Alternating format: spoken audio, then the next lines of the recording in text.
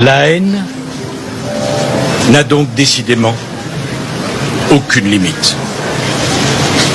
J'assumerai mes responsabilités. Je déférerai aux convocations de la justice. Et s'ils veulent absolument que je dorme en prison, je dormirai en prison. Mais la tête haute. Je suis innocent. Cette injustice est un scandale. Je ne m'accuserai pas de quelque chose que je n'ai pas fait. Naturellement, je ferai appel. Sans doute devrais-je comparaître les menottes aux mains devant la cour d'appel. Ceux qui me haïssent à ce point pensent m'humilier. Ce qu'ils ont humilié aujourd'hui, c'est la France. C'est l'image de la France. Et si quelqu'un a trahi les Français, ce n'est pas moi. Mesdames, Messieurs, chers compatriotes et toutes celles de ceux qui me font l'honneur de suivre les actions de SOS Cameroun Solidarité par ma voix, je ne vous dirai jamais assez merci pour ce que vous nous apportez au quotidien. Sans vous, nous ne sommes rien, nous ne serons jamais rien. C'est pour cela que je ne manque aucune occasion, ici comme ailleurs, pour vous renouveler nos remerciements. Merci à toutes et merci à tous. Mes chers compatriotes, aujourd'hui est un nouveau jour. J'invite donc chacune d'entre vous, vous qui avez eu la grâce de Dieu, de Zamba, de Zambeu, de Zama, de Tataben, de Si, de Loba, de God, de Job, de Allah, comme moi, ce matin, de le glorifier et de célébrer la vie. Célébrer la vie, c'est de profiter de l'immensité de la création de Dieu. L'air, la terre, le partage, le ciel, le soleil, la pluie, l'eau, le feu, la justice, l'amour. L'amour, le panier là, quand on te parle du panier d'amour, à l'intérieur, il y a un mot qu'on appelle le mot justice. La justice là aussi, c'est savoir donner à l'autre ce qu'il mérite. La justice, c'est savoir dire à l'autre que non, là mon frère, tu n'as pas raison. C'est savoir partager, c'est savoir respecter l'autre, c'est savoir honorer et célébrer. Le vivre ensemble, c'est ça célébrer. Vivre ensemble dans nos différences. Nous ne pouvons pas être tous pareils. Nous ne serons pas tous d'accord. Mais dans le panier de l'amour, il y a un mot qu'on appelle le respect. Si tu n'aimes pas l'autre, respecte l'autre. Ok? Donc, c'est de cette justice-là que je vais vous parler ce matin. Je me suis réveillé ce matin avec une image qui m'a été transférée, les propos du président Nicolas Sarkozy, condamné à 5 ans de prison. Vous avez suivi ces propos-là à l'introduction. C'est lui-même qui parle. Qui y crut que le président Nicolas Sarkozy, il y a encore quelques années en arrière, vous vous souvenez, traiter les gens de cachères, les nettoyer aux cachères. Vous en avez assez, hein? Vous avez assez de cette bande de racailles. On va vous en débarrasser. Vous vous souvenez de Sarkozy. Mais cette condamnation, ce n'est pas une fierté, mais c'est pour vous dire, vous autres, nous autres, que chaque jour qui passe est un message qui nous est donné au vu des éléments qui animent la journée, la minute, les secondes qui nous accompagnent au quotidien. Il y a la justice des hommes, très important, parce que vous êtes les souverains seconds. Il y a la justice de Dieu, la justice divine, qui agit aussi dans le temps. Le temps, Kadhafi, dans le temps, ne verra pas cette justice se manifester. Mais vous, dans la durée et le temps, qui est le véritable nom de Dieu, vous vivez la justice au vu de l'injustice qui avait été faite à Kadhafi. Vous vivez ça aujourd'hui. Aussi longtemps que vous ferez le bien, quel que soit le temps et la durée de ce temps, et dans le temps, vous aurez le résultat et la récompense de vos actes. Quelle que soit la durée au vu de vos actes, vous aurez les conséquences des actes que vous posez vis-à-vis des autres. Ce n'est qu'une question de temps, ce n'est pas une question d'argent. L'argent, ça va, ça vient, mais le temps est constant. Le temps est la seule chose qui court tout le temps et qui ne s'arrête jamais. Même si ta montre tombe en panne, le temps continue de courir. Alors le diable a la montre. Cette fois-ci, la marque de cette montre-là s'appelait Rolex. Le diable a la montre, mais Dieu a le temps. Et ce temps-là se manifeste face à la justice qui est infligée à cet homme qui a détruit une partie de l'humanité, qui a détruit des vies, qui a piétiné les valeurs, qui a insulté, qui a méprisé, qui a détruit les vies et les carrières. Vous, à cette époque, vous n'aviez pas de moyens. Tout ce qu'on avait à faire, c'était de constater.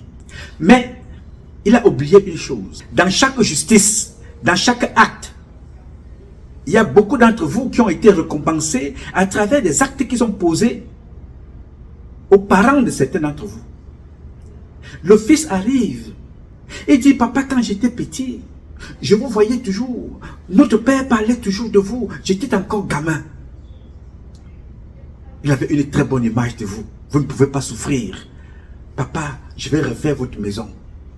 Parce que je me souviens du service que vous avez rendu à mon père, à ma mère. J'étais encore tout petit.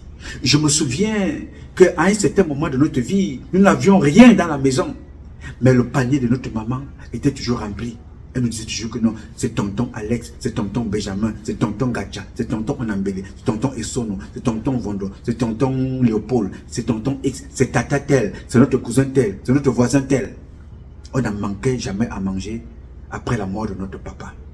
On ne manquait jamais à manger après la mort de notre maman. Vous avez toujours été là. Aujourd'hui que je suis directeur de cette société, je ne pourrai pas vous laisser. Je vais prendre en charge vos enfants. Je vais prendre en charge votre maison. Je vais vous prendre en charge. Chaque mois, je verrai quelque chose. Je payerai la facture d'eau, d'électricité, de courant. Je payerai les frais de vos soins. Vous avez connu ça. Mais il y a aussi le contraire de ça. Les enfants vont se rappeler qu'à un certain moment, quand vous étiez commandant, vous avez arraché le terrain de leur père. Quand vous étiez procureur, vous avez fait enfermer leur tante, leur frère, leur mère, leur père, parce que vous avez arraché son terrain. Quand vous étiez sous-préfet, gouverneur, quand vous étiez ministre, quand vous étiez le cousin du président, quand il était encore en fonction, vous les avez abusés. Les enfants ont grandi, et à ce moment-là, vous êtes en retraite, le président qui était votre parapluie n'est plus là. Aujourd'hui, les enfants que vous avez maltraités, leur père, aujourd'hui sont des procureurs, sont des juges, sont des commandants des tribunaux, sont des commandants des brigades, sont des colonels. Ils ne vous laisseront pas. Dans chaque décision faite par les humains, il y a toujours un petit brin de rancune. Dans chaque décision faite par les humains, il y a toujours un petit brin de reconnaissance. Alors faites attention aux actes que vous posez. Je vais vous rappeler la rancune qui amène Sarkozy. Vous vous souvenez que quand Sarkozy devient président, il s'est acharné sur un monsieur qu'on appelait Chirac. Vous connaissez la fondation, la provenance, la racine du nom Jacques Chirac? Allez chercher. C'est des Français. Jacques Chirac. C'est comme un Allemand m'avait dit un jour à l'aéroport de Düsseldorf en Allemagne que mais mon cher ami, il n'y a pas d'Allemand noir. Il avait raison. Il n'y a pas d'Allemand noir. Des nationalités que nous prenons à gauche, à droite, mais nous n'oublions pas de là où nous venons, notre couleur de peau. Il oublie que celui qui le dit ne sait pas que ce n'est qu'une question de papier et que l'Allemand à la base était noir. Il ne le sait pas. Que le premier homme qui a migré un peu partout là était noir. Il me dit, ok, bref, c'était une petite virgule. Alors je continue. Jacques Chirac est un Français. Alors Sarkozy arrive et décide de faire condamner Jacques Chirac, Français. Les Français ont regardé, ils ont condamné Jacques Chirac. Vous connaissez à la mairie de Paris, vous connaissez l'histoire, je ne vais pas la refaire ici. Sarkozy, agité de sa petite taille, on ne sait pas ce qui motivait ce type, il s'acharne encore sur un autre, qu'on appelait Dominique de Villepin. Il dit, je vais le faire accrocher sur le croc de boucher. Il persécute Dominique de Villepin, il persécute. Les Français plient le doigt, ils plient. On regarde. Ce monsieur-là quitte, il s'en va en Afrique, il détruit tout un peuple. L'immigration que les Français se plaignent aujourd'hui, le terrorisme, l'un des pères, parce qu'ils sont nombreux, l'un des pères du terrorisme s'appelle Nicolas Sarkozy, Nagui, Boscao, Borokoto, je ne sais pas comment on l'appelle. Oui, monsieur, c'est lui qui provoque le terrorisme que vous voyez là, partout. Sarkozy, en tuant Kadhafi. Il ne s'arrête pas là. Il va en Côte d'Ivoire. Il détruit la carrière d'un homme. Il tente même de l'assassiner. On prend un digne fils d'Afrique, Barbeau Laurent, on l'amène enfermé 10 ans de prison. Pour rien. Et ces gens-là continuent la destruction de notre beau et cher pays, la Côte d'Ivoire. Ils détruisent là-bas la Constitution permettant à un président de ne pas respecter la Constitution. Ils détruisent encore. Il devient un homme d'affaires. Il y va là-bas en mission. Conseiller ou je ne sais pas trop quoi, des hôtels que vous connaissez à Paris. Je ne vais pas faire la promotion de leur boîte là ici. le conseil d'administration des accords. Et monte et descend et détruit des vies. Le temps passant, vous, les faux journalistes camerounais, je les appellerai journaleux parce que les vrais journalistes, il y en a au moins encore 1% au Cameroun. Ce sont les journalistes vrais qui font tomber Sarkozy. Les journalistes Mediapart, ce sont ceux-là qui ont investigué, qui ont cherché. Et ce sont les vrais juges qui ont décidé de dire le droit. Vous voyez maintenant le comportement de la femme de Nicolas Sarkozy. Honte à elle, regardez. Vous voyez une injustice. Je vous remercie. Monsieur le Président, vous voyez une injustice.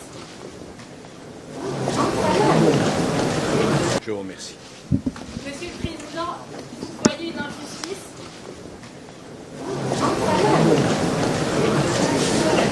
Bien, ça c'est Carla. C'est Carla Brunet. Vous avez vu le geste là de Carla. Écoutez maintenant le commentaire de la même affaire. Écoutez et suivez. Les avocats de Nicolas Sarkozy sortent de son domicile cet après-midi. L'ancien président a été autorisé à rentrer chez lui en attendant d'être incarcéré. Quelles sont les prochaines étapes ? Le 13 octobre, Nicolas Sarkozy sera convoqué par le parquet national financier pour connaître sa date d'entrée en prison. Elle aura lieu dans un délai relativement proche, au maximum sous 4 mois, soit avant le 13 février. En attendant, l'ancien président reste libre. La justice considère qu'il ne risque pas de fuir. Nicolas Sarkozy peut-il encore échapper à la prison ? Non. Même s'il fait appel, la justice a prononcé une exécution provisoire. Il doit être incarcéré avant le prochain procès. L'ancien président devrait être détenu dans un quartier dédié, comme il en existe à la prison de la Santé à Paris, en raison de son statut d'ancien chef d'État. C'est ça l'enjeu, c'est de s'assurer que la personne, du fait de sa notoriété et puis de ce qu'elle incarne aussi, ne va pas subir des violences, des quolibets ou des choses comme ça de manière démesurée de la part des personnes détenues qui l'entourent. Nicolas Sarkozy sera placé dans une cellule identique au reste de la prison. Même superficie, même aménagement. Il aura droit au même nombre de parloirs et d'appels téléphoniques que les autres détenus, mais il ne partagera pas sa cellule. A-t-il encore des recours ? Oui, une fois entré en prison, Nicolas Sarkozy pourra demander à être remis en liberté, en mettant en avant ce que l'on appelle ses garanties de représentation. Alors, les garanties de représentation, c'est l'absence de risque de fuite en quelque sorte. C'est quand vous avez des points d'attache suffisamment forts qui peuvent laisser penser aux magistrats que vous n'allez pas prendre la fuite. C'est par exemple une vie familiale, une vie professionnelle bien établie. Avant une telle décision, Nicolas Sarkozy passera donc au moins plusieurs jours en détention. Bien, ce monsieur-là est un président français, ex-président de la République française, condamné. Qu'il fasse la prison, qu'il ne fasse pas la prison, c'est un message planétaire. Surtout un message au président africain, surtout au président du Cameroun et au ministre Cameroun. Un jour ou l'autre, vous allez répondre comme Nicolas Sarkozy. C'est une question de temps. Ça ne peut pas vous échapper parce que vous n'échapperez pas. Parce que Madame Eko, qui est aujourd'hui à la FECAFOOT, avait une organisation de Moukouri, le président, le procureur au tribunal de grande instance à Bonanjo, Moukouri, avec Madame Eko et les footballeurs qui vont avec. Et l'association des enquêteurs ont organisé une bande de voleurs pour dévaliser une famille de ses biens. Un papa qu'ils ont kidnappé. Vous payerez un jour. Nous ici, on a tout simplement le mérite de garder ces dossiers de côté. Madame Eko qui a la FECAFOOT, ce n'est pas un problème. Vous pouvez corrompre.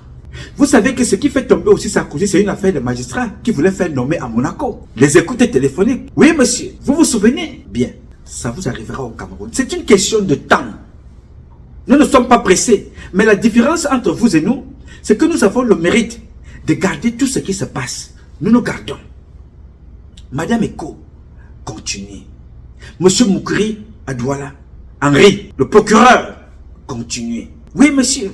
Le colonel Awon, commandant du groupement de gendarmerie, est un bandit. Il est à la tête d'un gang de bandits. Le colonel Awon. Je sais de quoi je parle. Vous savez très bien que je ne dis jamais rien ici sans preuve. Hein. Ça me trouve ici. Je prends, je garde. Toutes ces personnes-là, le mal que vous faites vous rattrapera. Ne vous inquiétez pas, c'est une question de temps. C'est pour ça que la condamnation, qu'elle soit effective, mais elle est au moins symbolique. Qu'on condamne un président et on dit il va faire la prison. Ce n'est pas gracieux. Il fera la prison. Mais ne vous inquiétez pas, ça arrivera au Cameroun. Vous détruisez les vies. Je posais la question à mon compatriote ce matin, Joseph. Je lui fais comprendre que, vous savez, les Camerounais sont encore comme autant, de la pierre taillée, où les gens viennent vous tromper avec n'importe quoi. Quelqu'un s'assoit à la maison chez lui, ou bien dans un bureau, on dit qu'il fait des écoutes téléphoniques. C'est bien, les écoutes téléphoniques c'est très bien. Ça fait partie du renseignement prévisionnel, de sécurité. Ça fait partie des renseignements pour voir s'il y a des gens qui préparent un coup quelque part pour déstabiliser notre pays. Mais à quoi ça sert? Quand ceux-là qui vous ont vendu ces appareils ne sont pas capables de protéger leur propre pays, qui sont bombardés, et qui jusqu'à aujourd'hui continuent à chercher où sont les otages qui ont été enlevés chez eux. Voilà le Liban. Ceux-là qui vous disent qu'ils sont au Cameroun, prenez des budgets, vous font comprendre qu'ils sont là pour vous sécuriser, à écouter que non, tel a causé avec tel, bon, tel a dit bonjour à tel. Quel est le renseignement, les écoutes téléphoniques qui vous ont permis d'arrêter la guerre dans le Nozo? Quel est le résultat des écoutes téléphoniques au Cameroun qui vous ont permis d'arrêter les Boko Haram? Les écoutes téléphoniques au Cameroun, c'est le Congo ça. Ça ne sert à rien. Vous passez le temps à persécuter les Camerounais. Dans le temps et la durée, vous payerez. Vous connaissez le plus grand agent de renseignement qui faisait l'écoute téléphonique au Cameroun? On l'appelait Fauchivé. Il a été tué par le même système. Vous connaissez Bokam? Il n'y est plus. Il était dans le renseignement. Vous connaissez Amadou Ali? Il n'y est plus. Il faisait aussi des écoutes téléphoniques. Vous connaissez le patron des écoutes téléphoniques au Cameroun, où il se trouve? Il est en prison, Maxime Ekweko. Vous connaissez son adjoint? Il s'appelle Justin Danwin.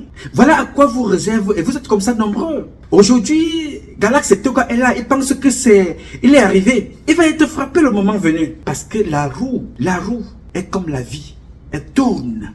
Restez toujours de bon côté. Vous voyez Ferdinand Gongo là? Ceux qui ont occupé le poste de Ferdinand Gongo, beaucoup sont en prison. Il n'y a pas de magie. La plus grande magie se repose dans le temps. Tout se réalise dans le temps. Moi qui vous parle ici, si j'ai fait du mal à quelqu'un, avec le temps, je vais le payer. Si j'ai fait le bien dans ce que je dis depuis 30 ans, plus, je ne pourrais être que récompensé. Dans le temps, il a dû. Et ma progéniture avec. Donc, Ngongo Ferdinand, Chantal Biya, Oswald Babouké, Mvondo Ayolo, tous ces gens-là, Claude René Meka, toute cette bande-là, un jour, ils payeront. Ce n'est pas une question de course de vitesse. C'est une question de course de résistance. Aussi longtemps que tu résisteras, dans le temps avec la bénédiction de Dieu, de Ntizama, aussi longtemps que tu résisteras avec la bénédiction de Ntizama, tu verras, justice sera faite. Tu auras la récompense de ton travail. Tu subiras les conséquences de ton mal. C'est dans le temps et la durée. Vous voyez ça? Toutes les personnes qui ont vu leur terrain arraché, toutes les personnes qui ont vu leur terrain volé, leur bien arraché, ne vous inquiétez pas. Gardez cette vidéo-ci. Et de temps en temps, vous allez toujours regarder. Vous vous direz, Nouma Patrice Freeman, notre fils nous avait dit ça depuis les États-Unis. Il nous disait toujours, soyez patient. Madame Eko, elle a envoyé des gens aller voler un monsieur avec lequel elle était mariée. Kidnapper ce monsieur-là. Le kidnappé, hein, deux femmes sont allées kidnapper le monsieur, sont allées le séquestrer jusqu'à aujourd'hui. Ils ne font que signer des documents pour arracher les biens de ce type. Ce n'est pas grave. Je dis à cette famille-là, ne courez pas. Faites ce que vous avez à faire. Nous voyons, nous écoutons, nous regardons. Il y a des personnes au Cameroun dont on a arraché leurs biens, ils n'ont plus d'argent. Ils n'ont plus d'argent pour poursuivre les procès parce que le procureur est corrompu, le juge est corrompu, même leurs propres avocats sont corrompus. Je dis, ce n'est pas un problème, restez tranquille. Vous verrez comment les avocats sont déshabillés et ils prendront la route de la prison demain un jour. Ne vous inquiétez pas. Le Cameroun sera le pays où en une seule journée, 1000 juges, 1000 avocats seront destitués, condamnés à la peine capitale pour avoir trahi leur serment, pour avoir trahi le peuple camerounais. Ne vous inquiétez pas. C'est une question de temps. Et ça se réglera dans la durée. On a volé vos biens, on a volé vos terres, on vous a abusé. Gardez tout simplement les papiers. Gardez-les, même s'il ne serait-ce qu'un seul papier, nous allons remonter. Je vous ai dit ici, il ne peut pas y avoir plus archiviste que vous. Moi, j'ai fait avec ce que j'ai. J'ai gardé un certain nombre de documents, comme certains Camerounais l'ont gardé. Gardez certaines vidéos avec vous. Gardez certains documents, ça va vous servir. Ça a aidé les Juifs. Ça a aidé les Chinois à se reconstituer, les archives. Ça a aidé les autres. C'est pour ça que vous voyez qu'aujourd'hui, la Russie continue à être une puissance nucléaire, une puissance scientifique et technologique. Pourquoi? Parce que ce ne sont pas ceux qui ont combattu Première et Deuxième Guerre mondiale qui sont encore là. Parce qu'il y a eu le transfert dans les écrits de la connaissance, de l'enseignement. Les jeunes générations continuent à maintenir le cap. C'est ça qui continue aujourd'hui. Pourquoi est-ce que le dogme du terrorisme religieux continue aujourd'hui? Parce que ces gens-là continuent à entretenir cette arme dans certaines religions. Dans l'église catholique, dans mon pays, le Cameroun, ailleurs, je ne sais pas. Dans mon pays, le Cameroun, ce sont des terroristes religieux qui tuent et détruisent les vies. Parce qu'ils ont maintenu le dogme. Pourquoi vous, à la naissance, vous continuez à laisser que vos valeurs soient galvaudées, détruites, méprisées, que votre culture soit abandonnée pour faire plaisir à certaines personnes qui vous détruisent au quotidien? Alors gardez tous les documents que vous avez. Gardez les noms. Parce qu'avec un seul nom, avec un seul papier, un seul reçu, nous allons remonter jusqu'à... Yes, des vieillards iront en prison pour avoir été à la base de ce qui vous arrive aujourd'hui. Ne perdez pas espoir. Non. Regardez la sanction de Sarkozy et la condamnation. Vous voyez la manifestation de Dieu dans le temps. Kadhafi, là où il est, il n'est plus là physiquement, mais il est là présentement.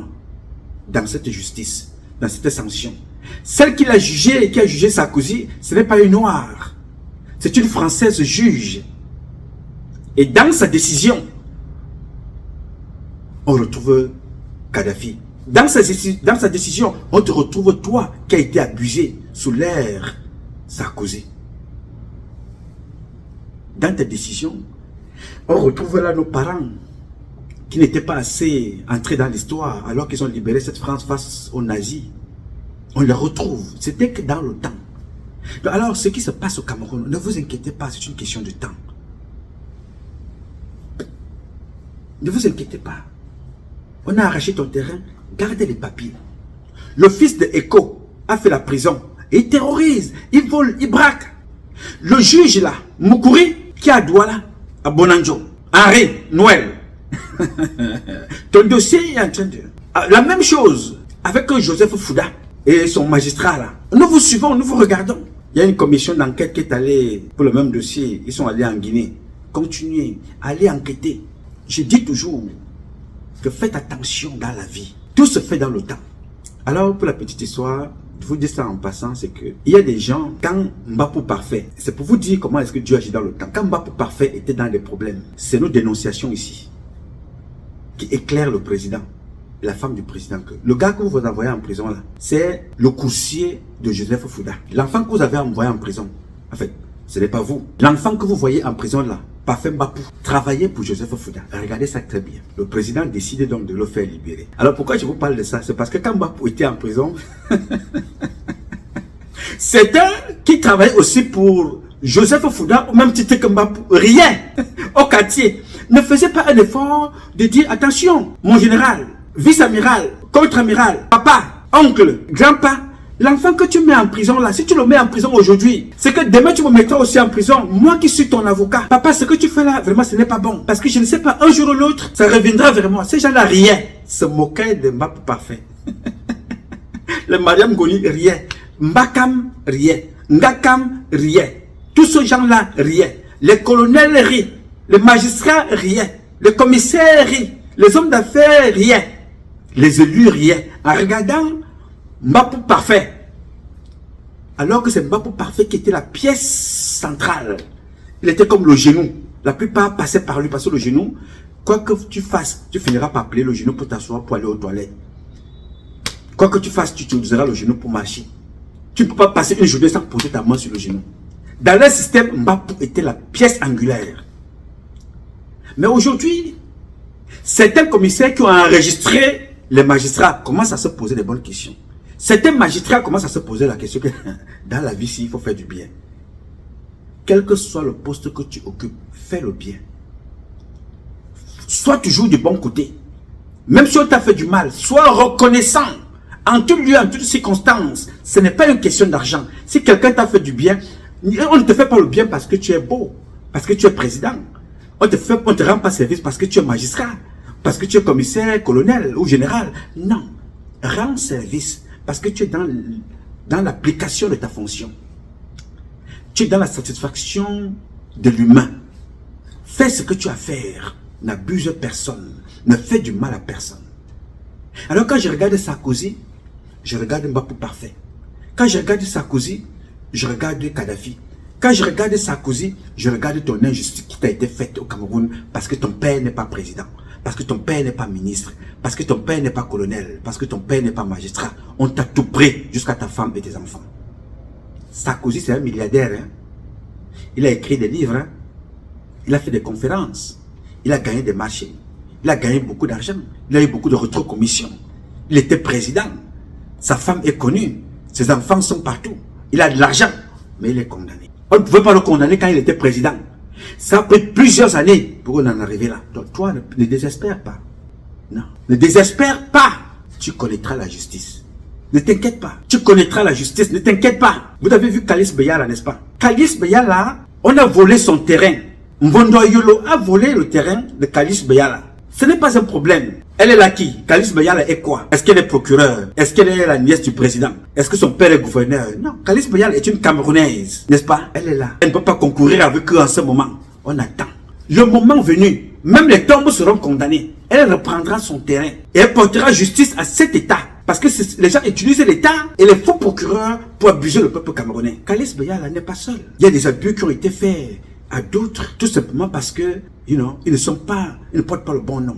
Est-ce que vous vous souvenez de la femme qu'on appelait Marquise, assassinée à Douala? Elle était notaire. Elle a été tuée, assassinée par le frère de Vondayolo. On a volé ses biens. Et c'est une affaire grave, n'est-ce pas? Ce n'est pas moi qui suis là-bas. Non, ce n'est pas moi qui suis là-bas. Ça va trouver ici. Et dans cette affaire-là, il y a un problème d'enfant adopté, volé, avec la complicité d'un docteur. Enquête classée sans suite. Les biens de cette femme volée, assassinée, avec la complicité, on trouve à l'intérieur le nom de Clément Atangana. Ce n'est pas un problème. C'est une question de temps. Et dans le temps et la durée, la justice se fera. Cette femme-là ne mourra pas pour rien. Elle ne va pas disparaître comme ça, sans sanction. Donc, chaque fois que vous voyez une injustice qui est faite dans un pays comme en France, chaque fois que vous regardez un certain nombre de choses qui se font, il y a toujours, souvenez-vous toujours que il y a eu des précédents. Votre tour arrive. Donc, ce qui arrive à Sarkozy, ce n'est que le retour de ses actions, du mal qu'il a fait aux autres. Ça a pris le temps que ça a pris, mais justice est faite. Et cette justice-là se fera dans le temps. Toutes les personnes qui sont au Cameroun, de près ou de loin, seront responsables demain des actes qu'ils ont posés contre toi, contre vous, contre nous au Cameroun. Ne vous inquiétez pas, moi je ne suis pas pressé. J'ai vu des commandants, patrons des services de renseignement, aujourd'hui en retraite. Aujourd'hui quand ils dorment chaque jour, le cœur bat, pom, pom, pom, ils ne savent pas ce qui va arriver à leurs enfants. J'ai vu d'autres qui sont au quartier, qui font du mal aux autres. Leurs enfants sont dans l'armée, ils sont même des procureurs, ils sont des avocats, qui font du mal aux autres. Ils ne savent pas ce qui arrivera à leurs enfants. Parce qu'ils ont fait du mal. Alors faites attention à vous, aux actes que vous posez au quotidien vis-à-vis de vos compatriotes. La justice de Dieu est la seule justice qui ne connaît pas d'arrêt. Aussi longtemps que le temps est en train de courir, justice se fera. Ne désespère pas, j'ai dit. Alors mes chers compatriotes, ce combat est un combat de tous et de chacun pour un intérêt commun. C'est avec la volonté des Camerounaises et des Camerounais, des Africains et des Africaines que vous êtes et la bénédiction de Dieu que nous vaincrons. En attendant, le combat continue. Ce combat continue parce qu'un Cameroun nouveau est possible. Une Afrique nouvelle est possible. Chacun d'entre vous, dans son domaine respectif, nous redonnerons à notre Afrique ses lettres de noblesse. Nous ferons du Cameroun la capitale du paradis. Nous ferons de l'injustice la justice pour tous, j'ai dit. Je m'appelle Nouma Patrice Freeman. Je réponds au 001 551 666 1027. I love you, but God love you more. Thank you.